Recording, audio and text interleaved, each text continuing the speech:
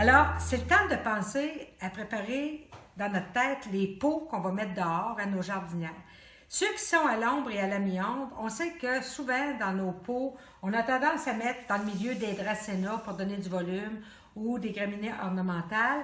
Moi, je vais vous emmener vers autre chose. Je vais vous emmener vers les araignées comme ça, ces plantes de maison-là, les variegatums, qui ont un beau feuillage marginé vert et blanc. Pourquoi on veut tant du vert et blanc? C'est que ça donne de la luminosité, le pâle de votre feuille, parce que vous êtes à l'ombre et à la mi-ombre. On veut chercher une luminosité.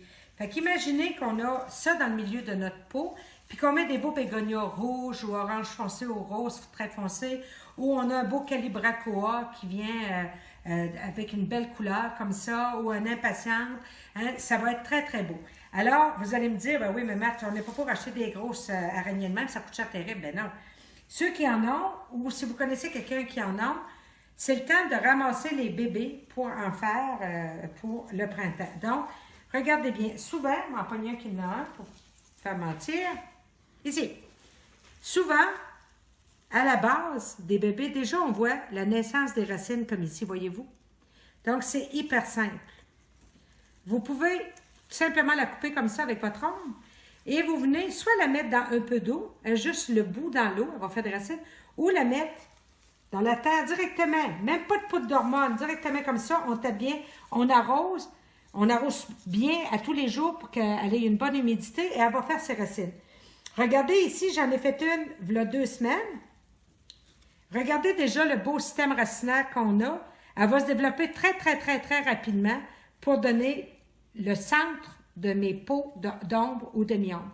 Alors, lâchez-vous là, si vous ne l'avez pas, puis vous connaissez quelqu'un qui l'a, allez y baumer une coupe de bébé, puis c'est parti pour l'été. Bonjour, nous voici revenus à une capsule au saliment. Aujourd'hui, on va semer des patates ou des pommes de terre, comme vous voulez. On va les mettre dans un bac comme ça, arrangement, qu'on a fait au préalable des trous dans le fond pour que ça s'égoutte. On va mettre un peu de morceaux de styrofoam dans le fond, comme ici. Pourquoi? Pour faire un drainage. On va venir ensuite mettre une poche de compost. Ici, c'est de la marde de poule, vache, poule, porc, crevette, anyway, pourvu que ce soit du compost. On va l'étendre comme ceci. Et par là-dessus, on va venir mettre de la terre. Un peu jour. Yeah. C'est un peu gros. Oui, mais ça. Voilà. Si on ne donne pas de tout terrain, c'est comme rien. Allez. Comme ça. Allez, votre terre. Ça va être le temps de planter vos patates. Il y en a qui vont me dire, mais Marc, où c'est qu'on prend ça, des patates?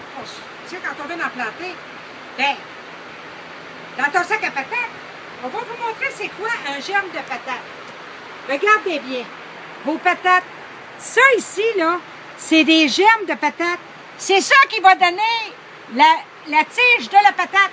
Alors, regardez, on va couper où est-ce qu'il y a des germes. On peut même en couper en 2. Ou si tu es trop nerveux, tu n'es pas pour te bourrer de Valium, laisse-la ronde, bon temps, ça va faire pareil. Alors, on va venir les planter comme ceci, puis on va venir les enterrer d'à peu près 2,5 pouces de terre. On va venir en mettre 3. 3 par bac comme ça, de ce grosseur-là, c'est assez. Là, ça va grandir, les plants vont venir, ils vont fleurir. Faites pas comme quelqu'un que je connais. Elle pensait que des patates, c'était comme des tomates.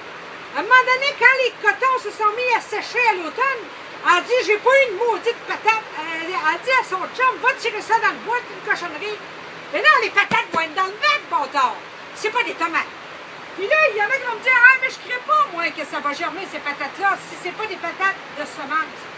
Mais regarde bien, si ça, c'est pas un germe de patate, je vais même appeler Henri. Là-dessus, Marthe Lavardière. Bonjour, nous voici revenus à une capsule au saliment. On est écœurés du fret, on est écœurés des bonnes neiges. Je ne sais pas si vous l'avez, nous autres, on en a. On va vous montrer aujourd'hui à faire une boîte à fleurs de frigidaire vivace avec des fleurs que vous n'allez pas mettre dehors tout de suite parce qu'elle peut endurer jusqu'à -2, -3 la nuit. S'il fait plus frais que ça, c'est sûr, rentre-les au pied de ton lit. Parce que là, on n'est pas à Saint-Anne-de-Beaupré non plus. Vous allez prendre une boîte à fleurs, n'importe quelle. Si c'est une boîte comme ceci, n'oubliez pas de percer vos réserves d'eau. Il ne faut pas que ça fasse un trou à cornouille. Il faut que ça s'écoute. on va mettre du styrofoam en petits morceaux dans le fond, puis on va venir mettre notre terre avec du compost. Maintenant, on va venir mettre nos fines herbes. J'ai choisi des fines herbes vivaces. La mélisse qui est vivace, du thym qui est vivace, la ciboulette à l'ail ici, elle est vivace, la marjolaine, elle est vivace, et le persil, une vie annuelle très résistante. Alors, on va mettre ça. Si c'est des fines herbes qui parlent, mettez-la sur le bord de la boîte, pas dans le milieu, parce que le thym, il a tendance à se marcoter en s'en allant. Si vous le mettez dans le milieu, il va aller prendre racine autour des autres, il va les tuer. C'est comme si moi je mets un col roulé en ménopause, je vais t'arracher ça, ça sera pas là, il nous strangule bien dur. On va y aller. Alors la marjolaine, on va la mettre sur le côté. Le thym, encore ici sur le côté. La mélisse, sur le côté. Et je vais venir mettre ceux qui viennent plus haut dans le milieu. Le persil, comme ça.